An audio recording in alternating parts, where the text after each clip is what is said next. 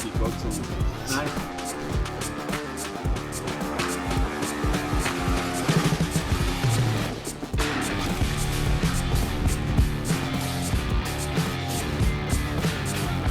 Morning. Great to see you. Where did you get? I came into Hyderabad. Is it okay? Ready? No, thanks for making it work.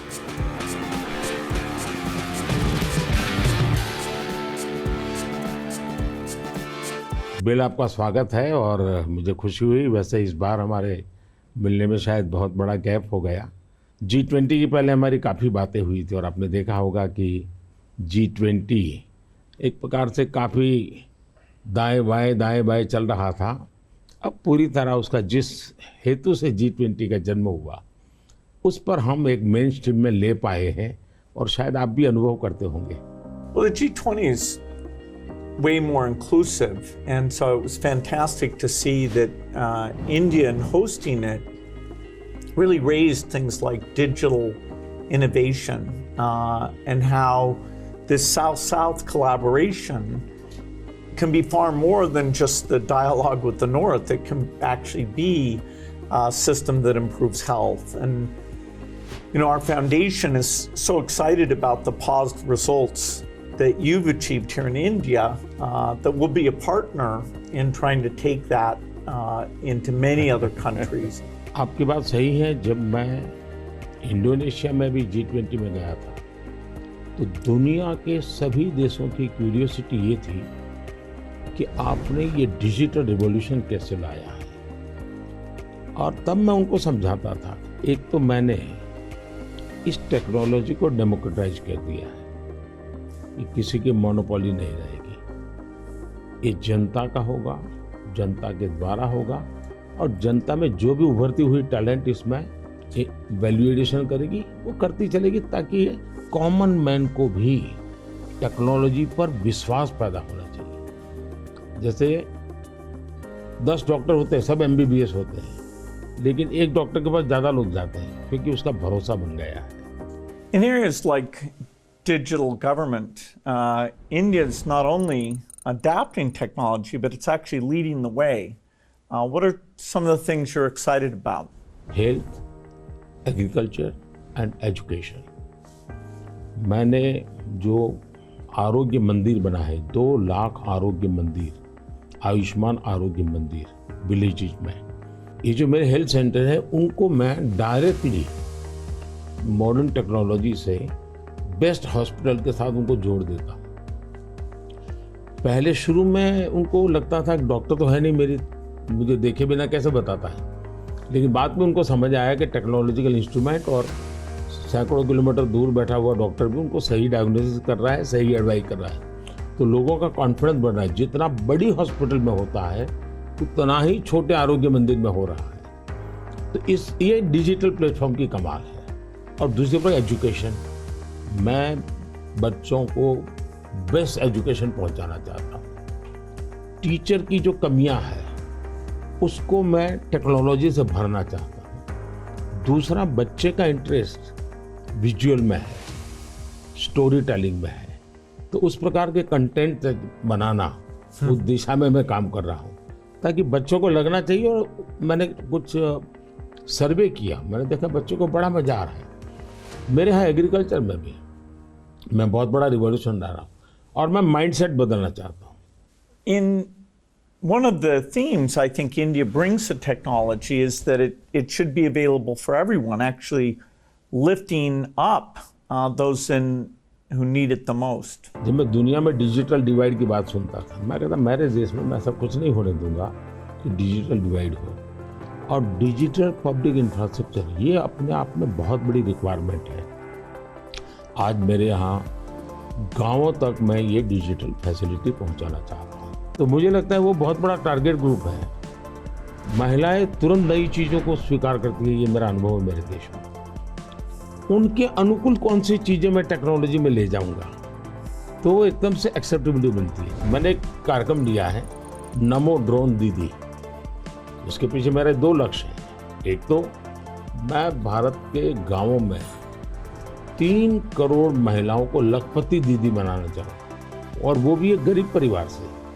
तो मैं एक psychological change करना चाहता हूँ। ये छोटी छोटी चीज़ें नहीं, बड़ी चीज़ें करनी है। दूसरा, गांव में महिलाएं मतलब यही काम करेगी, भैंस को चराएगी, गाय को चराएगी, दूध दोहेगी, नहीं। मैं उसके हाथ में टेक्नोलॉजी देना चाहता हूँ। मैं साइकोलॉजिकल चेंज लाना चाहता हूँ। गांव के सब लोगों को लगना चाहिए कि ये हमारे गांव को बदल रही है। एग्रीकल्चर को मैं आधुनिक बनाना, वैज्ञानिक बनाना, ये जरूरत मैं देखता हूँ। और उसी लिए मैंने ड्रोन दीदी का, और बहुत सक्सेसफुल चला। मैं ड्रोन दीदी से इन दिनों बातें करता हूँ, उनको इतनी खुशी है, वो कहते हैं हमको साइकिल चलाना नहीं आता था, आज हम पायलट बन गए, हम ड्रोन चला रहे हैं। सोचने का तरीका बदल गया है।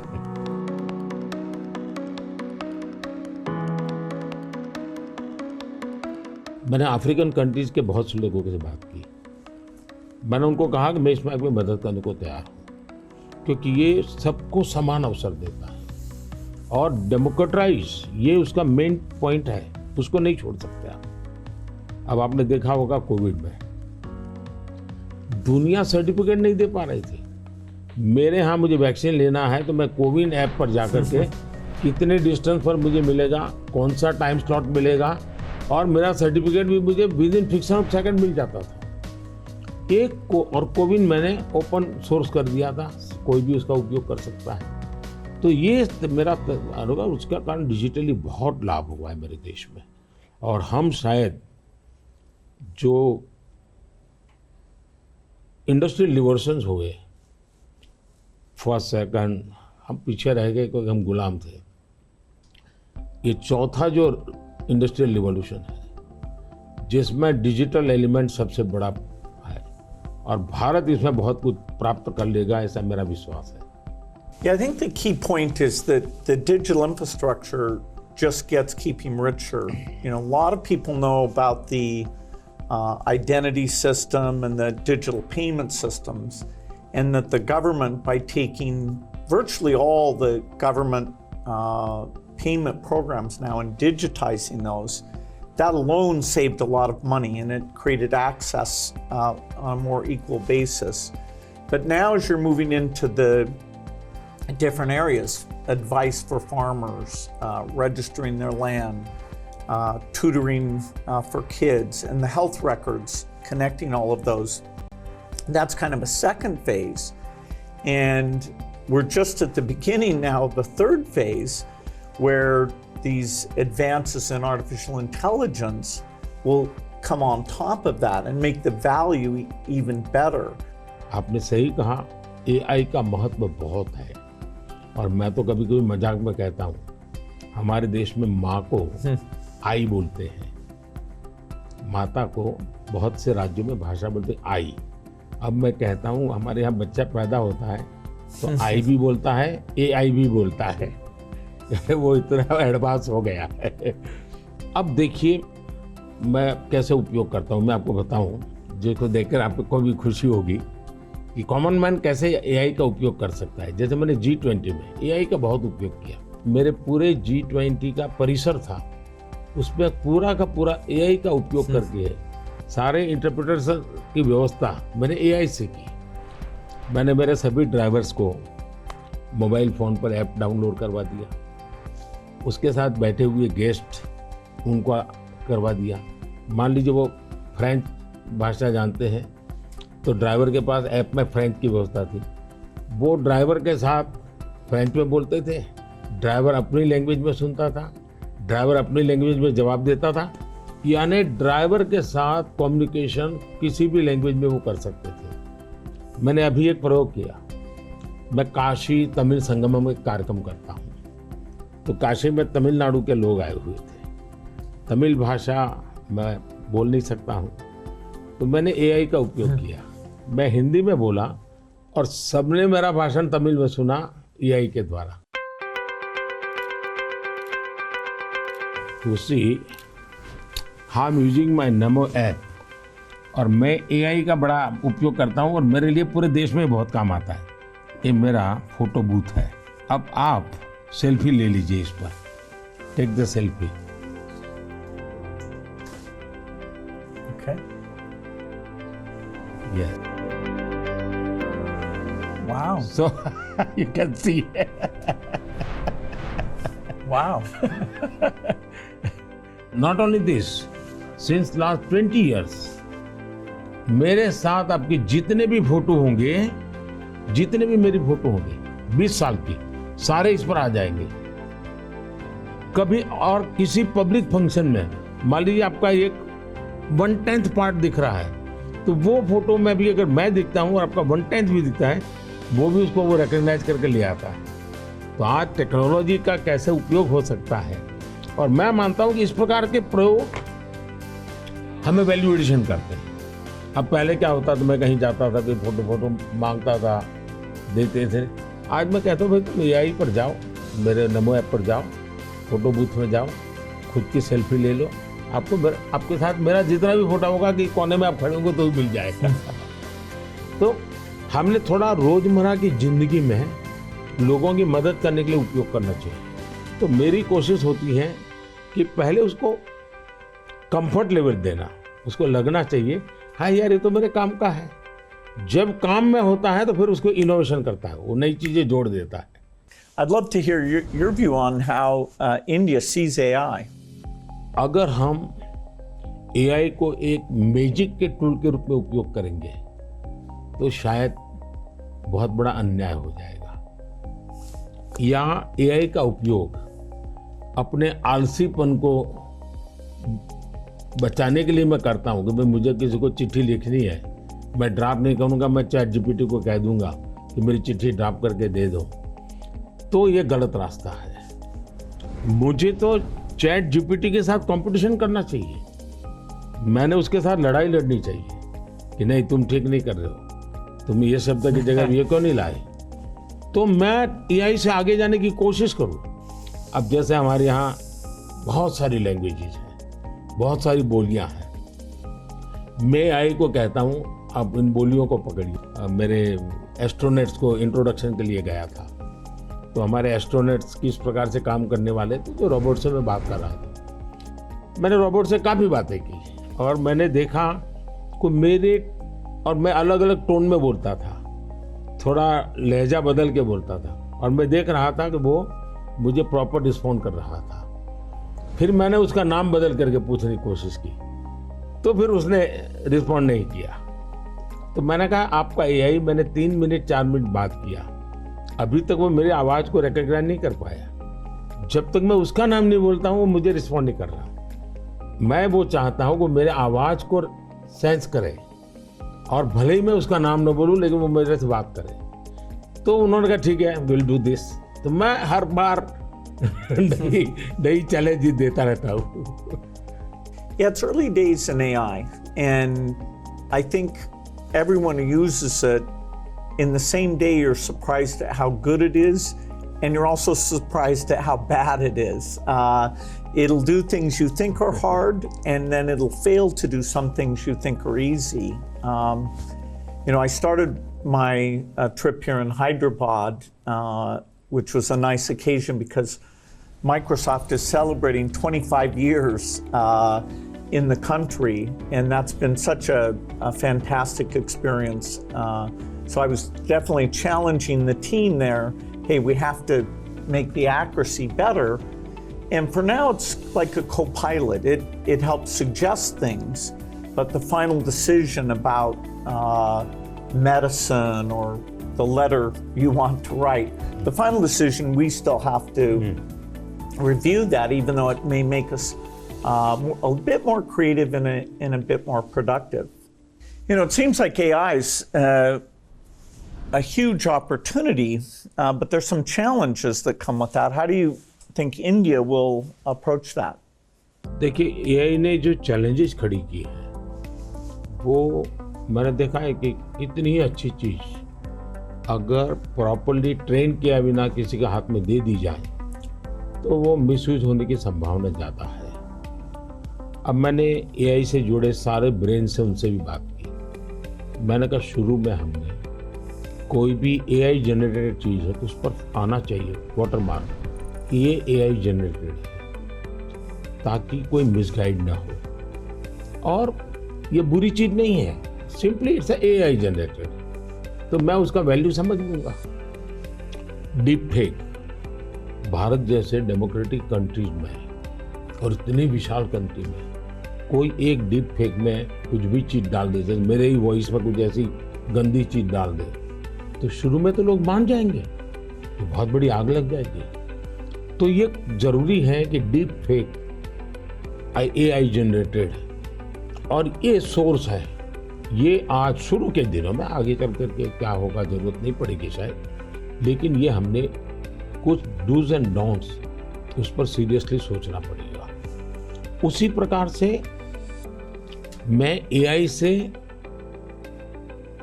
पहले काम वो लूं जिसकी मेरी महारत हो। मेरी महारत हो और मैं थक गया हूं, सो जाऊं, वो कर लेगा, तो वो ठीक नहीं है। जैसे हम कह देते कि भाई तुम 5 बजे उसको फोन लगा देना, तो AI कर देगा, या मैं कह दूंगा कि मेरा वो गाना मुझे सुना दो, तो कर देगा।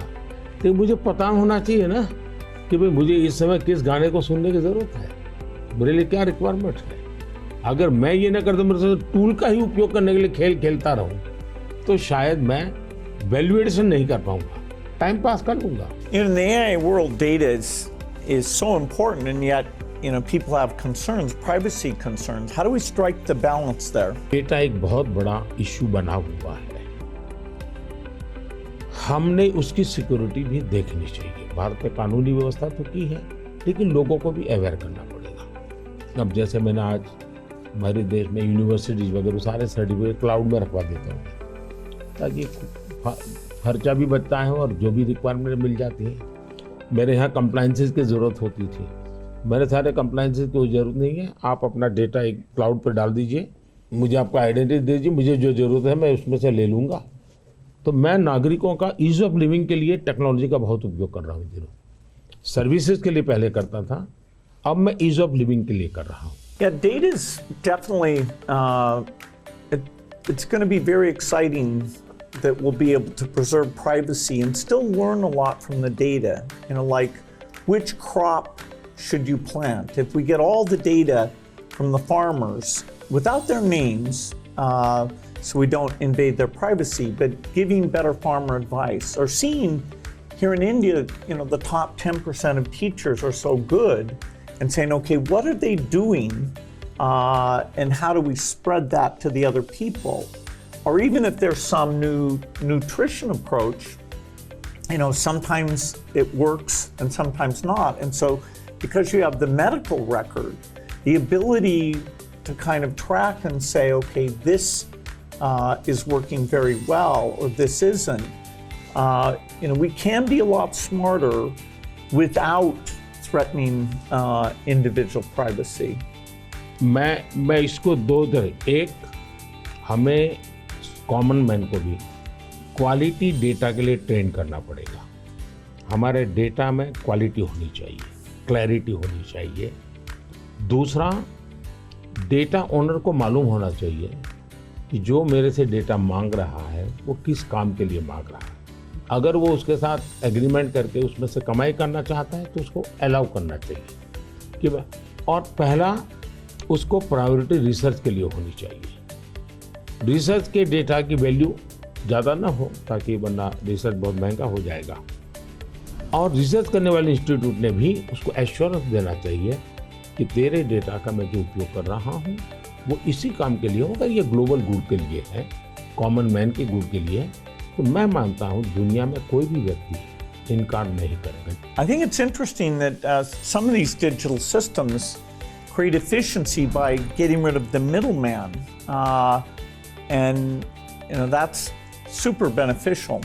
मैं तो कभी कभी कहता हूँ कि मैं ऐसी सरकार चलाना चाहता हूँ एज फार एज मध्यम वर्गीय जो वर्ग है उसकी जिंदगी से सरकार बाहर निकल जाए, उसकी जिंदगी में सरकार की कोई ज़रूरत ही ना हो। जो गरीब है जिसको सरकार की ज़रूरत है वहाँ सरकार भरपूर हो, लेकिन जिसको कोई ज़रूरत नहीं, बिना कारण सरकार जा कर के उसको कोई ये लाओ वो लाओ, ये करो वो करो करती रहती है, तो वो बंद हो जाएगा। और इसलिए मेरी कोशिश यही है कि हमारा प्रयास यही रहेगा कि हम इसको करें। In 2015, one of the great things we did together was you came to Paris for that mission innovation. That was fantastic. Climate के संबंध में हम दोनों के विचार एक ही प्रकार के हैं और आपने बहुत सक्रियता से भूमिका भी अदा की। तो उस समय ओबामा, आप, मैं और फ्रांस के प्रेसिडेंट हम मिले थे और तब हम लोगों ने डिटेल में चर्चा की थी हम इसको वे फॉरवर्ड कैसे ले जाएं। लेकिन दुर्भाग्य से वो बात ज़्यादा आगे चली नहीं। लेकिन G20 के बाद क्लाइमेट को लेकर एक वातावरण बना है कि भाई सब लोग अपनी अपनी जिम्मेवारी अदा करेंगे। तो जो हमने बीज बोए थे और जिसमें आपकी भी बहुत बड़ी भूमिका थी, वो अब कुछ वटवृक्ष के रूप में सामने आएगा, ऐसा मुझे लग रहा है। मैं समझता हूँ क्लाइमेट एक ऐसा विषय है, ज़रा खुले में जाकर के हम लोग बात करते हैं।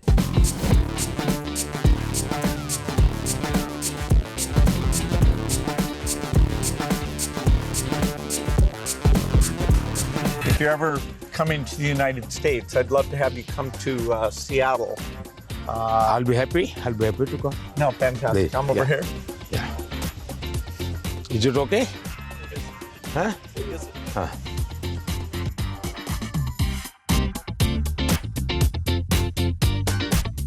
क्लाइमेट को लेकर के हम बात कर रहे थे। भारत, मुझे बहुत खुशी है कि हम रिन्यूएबल एनर्जी के क्षेत्र में बहुत तेजी से आगे बढ़ रहे हैं। सोलर एनर्जी, विंड एनर्जी, हम काफ़ी काम, हम न्यूक्लियर के अंदर काफ़ी तेजी से आगे बढ़ना चाहते हैं। उसी प्रकार से ग्रीन हाइड्रोजन को हम बहुत तेजी से आगे बढ़ना चाहते हैं। मैं तमिलनाडु में था तो हमने एक हाइड्रोजन से चलने वाली बोट मैंने वहाँ से रवाना की, जो काशी में मेरे जो टूरिस्ट आते हैं उनके लिए ये एनवायरनमेंट फ्रेंडली, पॉल्यूशन फ्री ये बोट काशी से अयोध्या के लिए चलाने के लिए मैंने सोचा है, ताकि क्लीन गंगा की मेरी जो मूवमेंट है उसको भी मदद मिलेगा, एनवायरनमेंट कॉन्शियस सोसाइटी के लिए भी वहाँ से एक मैसेजिंग होता रहेगा। Well, India brings to the climate change a rich history of caring about the environment. How do you see connecting those? हमारे यहाँ रीयूज, रिसाइकल ये हमारे नेचर में है। अब देखिए ये जो जैकेट है ये रिसाइकल मटेरियल का है, लेकिन ये रिसाइकल मटेरियल की भी विशेषता है। इसकी विशेषता ये है, जो टेलर के यहाँ कपड़े के टुकड़े निकलते हैं ये सारा वेस्ट इकट्ठा किया हुआ है। फिर जो पुराने कपड़े हैं उसको भी इसमें लिया हुआ है और 30-40% वेस्ट प्लास्टिक बोतल को लिया हुआ है और उन सबको रिसाइकल करके ये कपड़ा बना है। Yeah, the innovation both here in India and the world is coming along. Are the goals that we set, staying below 1.5 degrees, we probably will miss that.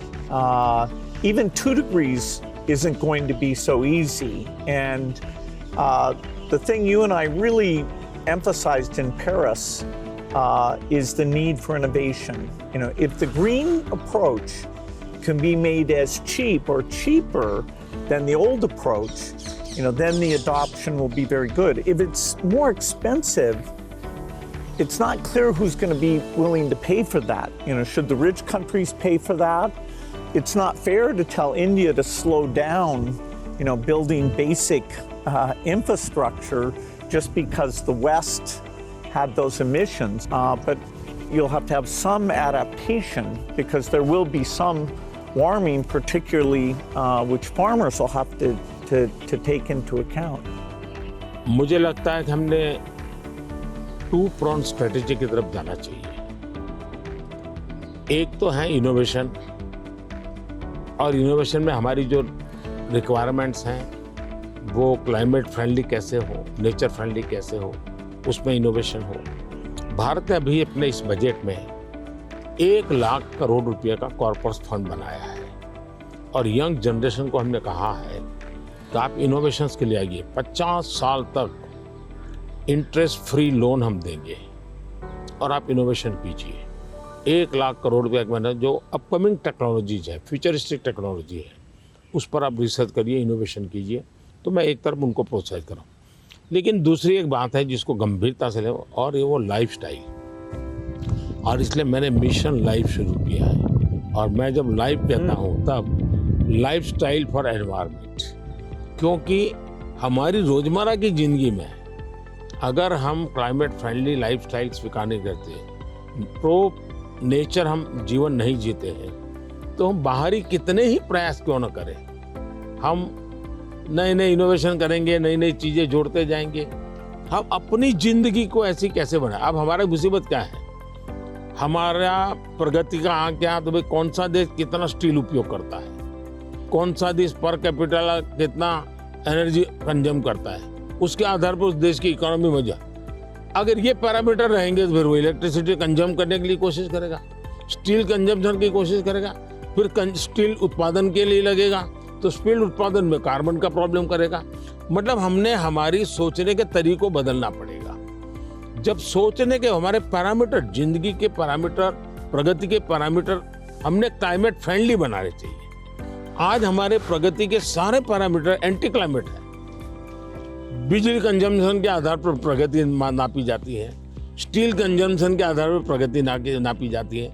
Yeah, I've been interested in your discussions about green GDP. Update me on your thinking. मैं तो कहता हूँ दुनिया को green GDP के concept को develop करना चाहिए कि भाई तुम्हारी टोटल जीडीपी में ग्रीन जीडीपी कितनी है, टोटल रोजगार में ग्रीन रोजगार कितने हैं। हम एक नया आखिर टर्मिनोलॉजी बदलनी चाहिए दुनिया की।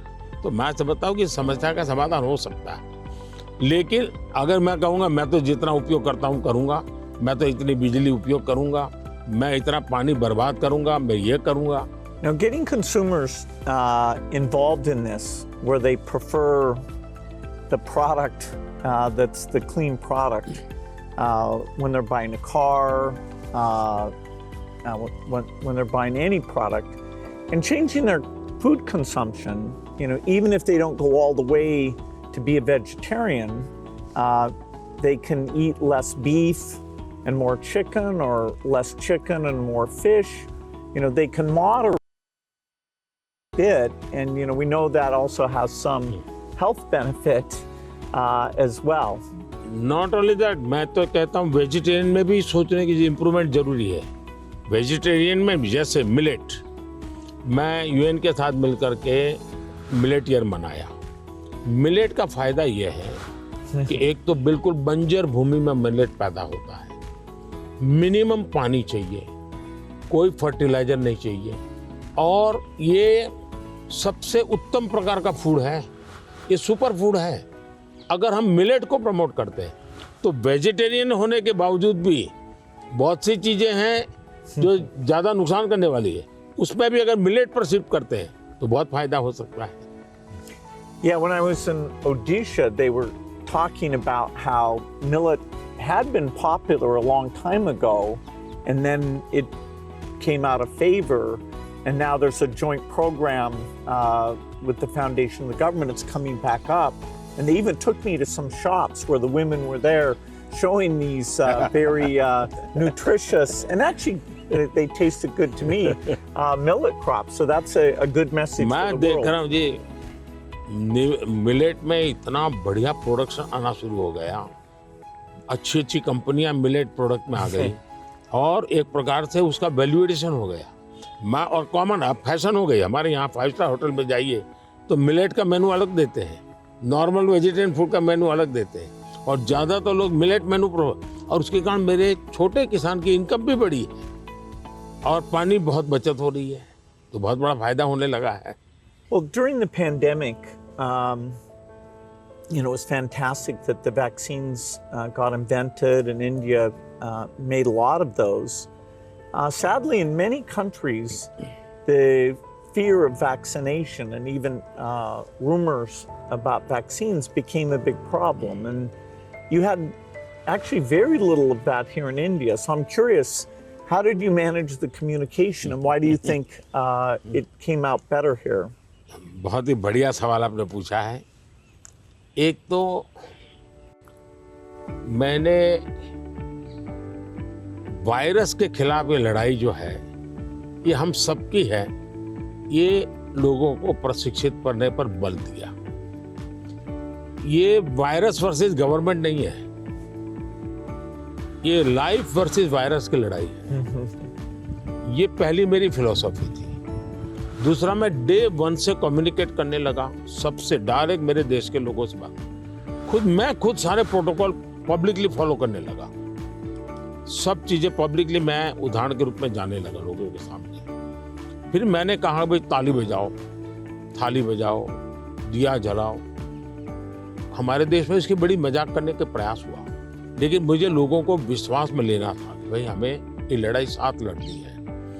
जब ये विश्वास बन गया कि हमें अपनी जिंदगी बचानी है और औरों की जिंदगी बचे, इसमें मदद करनी है, तो एक प्रकार से मास मूवमेंट बन गया।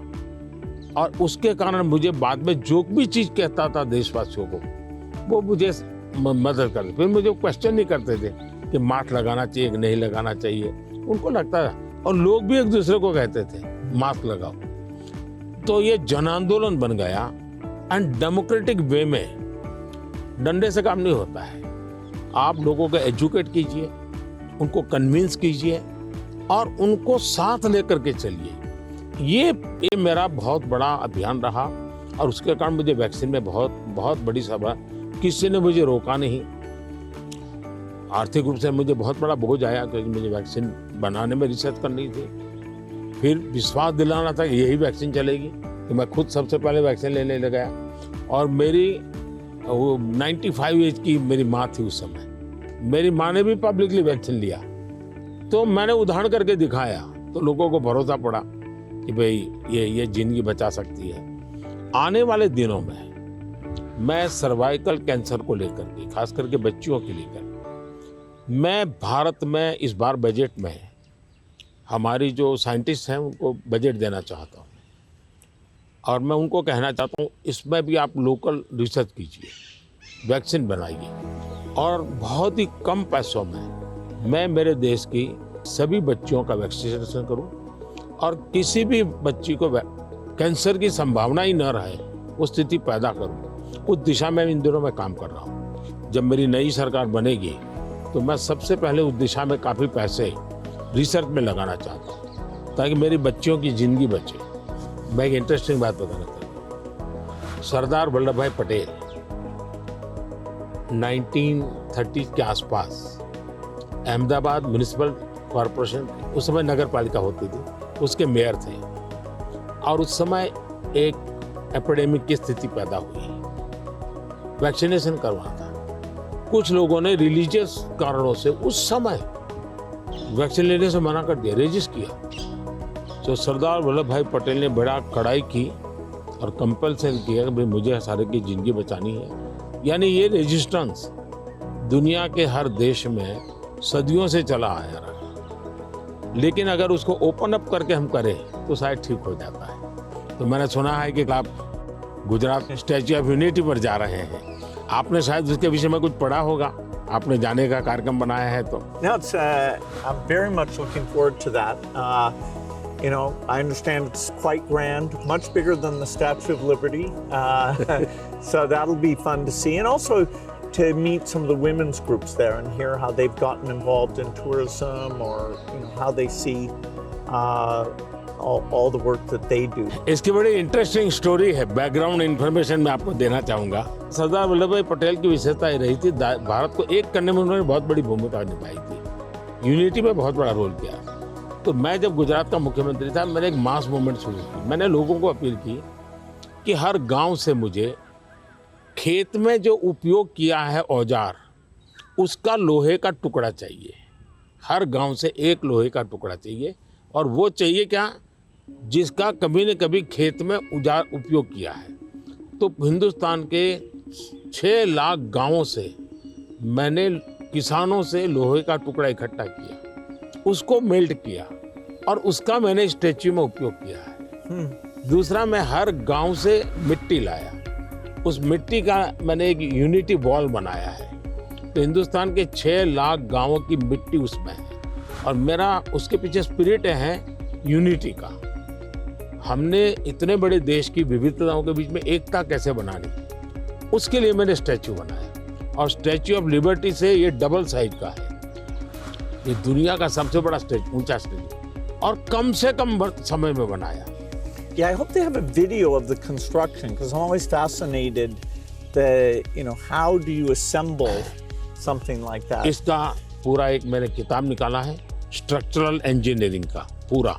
Okay. फिर फाउंडेशन स्टोन से लेकर के अब तक टेक्नोलॉजिकल इम्प्रूवमेंट कैसा हुआ उसका डिटेल स्टोरी है, वीडियोग्राफी भी है और बुक फॉर्म में भी है। वो मैं अपनी टीम को बताऊंगा, वो आपको मिले, क्योंकि ये सच में, और मैंने सभी इंजीनियरिंग स्टूडेंट को वहाँ स्पेशली ले जाता था कि वो ये स्ट्रक्चरल इंजीनियरिंग का स्टडी करेंगे, इतना बड़ा काम कैसे हो रहा है, और वो बहुत ही उनका इंटरेस्टिंग था। वो अभी मैंने गुजरात में हिंदुस्तान का सबसे बड़ा सी केबल ब्रिज का उद्घाटन किया, हिंदुस्तान का सबसे बड़ा। तो मैंने इंजीनियरिंग स्टूडेंट को कहा तो वहाँ जाइए, उसका स्ट्रक्चरल इंजीनियरिंग का स्टडी कीजिए, क्योंकि मैं ये हमेशा इन चीज़ों में चाहता हूँ कि चीज़ें बना करके छोड़नी नहीं है, मैं उसमें इंस्टीट्यूशनलाइज करना चाहता हूँ, नई पीढ़ी को तैयार करना चाहता हूँ। So over our careers, technology's gotten so much better. I'm just curious in terms of your journey of using, PCs or phones or different types of software. Was there something that really drew you in, or what's that been like?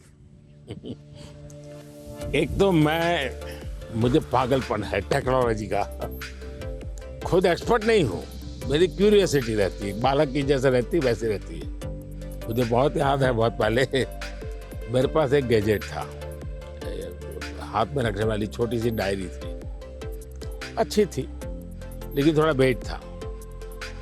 मैं बहुत साल पहले USA गया था, तो जब USA गया तो मैं कई बड़े मॉल में जाता था, लेकिन मैं टेक्नोलॉजी वाली दुकान पे जल्दी जाता था। तो मैंने उनको कहा भाई ये इसका लेटेस्ट वर्जन कोई है क्या, तो वो देखता रह गया ये क्या है, बोले अभी तो हमारे देश में ये आया नहीं है, तो ये भी तो अभी आया नहीं, तो अगला वर्जन कहाँ से आएगा।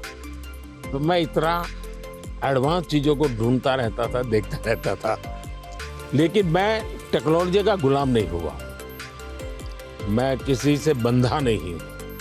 मैं पानी के प्रवाह की तरह नई चीज़ों को खोजता रहता हूँ, ढूंढता रहता हूँ, और कहीं पर मुझे सुनता हूँ तो मैं ले आता हूँ। और शायद मुझे जल्दी से करने का भी शौक़ है, उसको मैं जल्दी से जल्दी कैसे लाऊं, जल्दी कैसे करूं।